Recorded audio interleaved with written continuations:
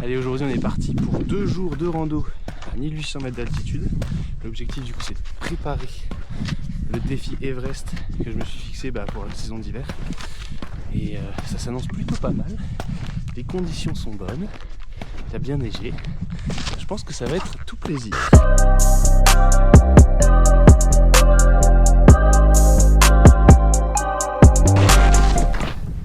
Bon et alors pourquoi je me suis lancé ce défi? Il faut savoir que quand on habite en montagne, s'entraîner en vélo l'hiver, c'est pas le plus simple. Donc je troque le vélo pour les skis de rando et je fais de l'endurance, ce que beaucoup font en hiver en réalité en vélo. Donc c'est à peu près la même chose. Ça bosse aussi la force, parce que monter, mine de rien, ça fait bosser les quadris, les mollets et tout le tralala. Donc c'est pour ça. Et puis le vrai intérêt, c'est qu'on peut profiter de ces vues. Bon, et du coup le programme ce sera de faire 3 sorties au total pour faire à peu près 8 heures de ski de randonnée pour 40 km et 4000 de dénivelé positif. L'idée c'est vraiment de reprendre les bonnes habitudes et les mécanismes pour pouvoir être prêt le jour J pour le défi. Bon, et alors l'avantage aussi de ces longs moments tout seul dans la montagne, c'est que ça permet de faire un bilan de l'année 2024 du coup. Je viens de recevoir le bilan de l'année Strava là, et je pensais que c'était marrant de faire une petite conclusion là-dessus. Hop, et pendant que je fais mes conversions. Du coup ouais, une année assez cool quand même, 2024. C'était une année d'apprentissage je dirais. Je me suis vraiment mis à faire du vélo beaucoup. Pas assez encore à mon goût mais ça viendra. Et ça m'a aussi permis de mieux comprendre ce que je voulais faire après dans le vélo, je veux dire. Je suis pas pro et je le deviendrai jamais je pense. Mais ça m'a permis de cerner des nouveaux objectifs, dont un pour 2025, que j'annoncerai bientôt.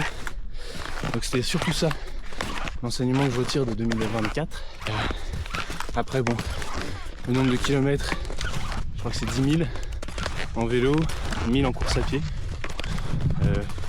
Voilà, ça veut pas dire grand chose, si ce n'est que j'ai quand même bien roulé. J'aurais bien aimé faire un peu plus, mais bon, il y a quand même des études à côté. Donc bon, voilà.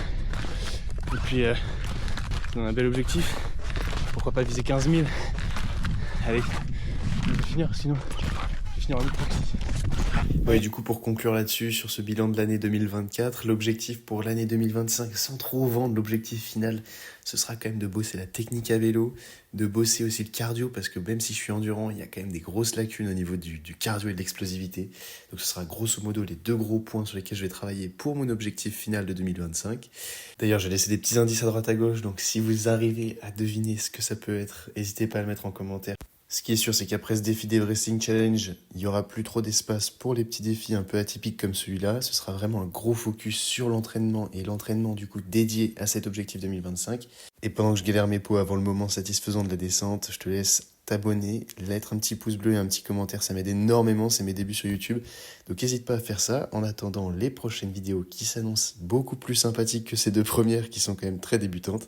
Allez, sur ce, je te laisse avec la descente, c'est vraiment satisfaisant. C'est parti. I tried so hard and got so far, but in the end, it doesn't even matter. I had to fall to lose it all, but in the end, it doesn't even matter. I tried so hard. Allez, let's go. Deuxième descente.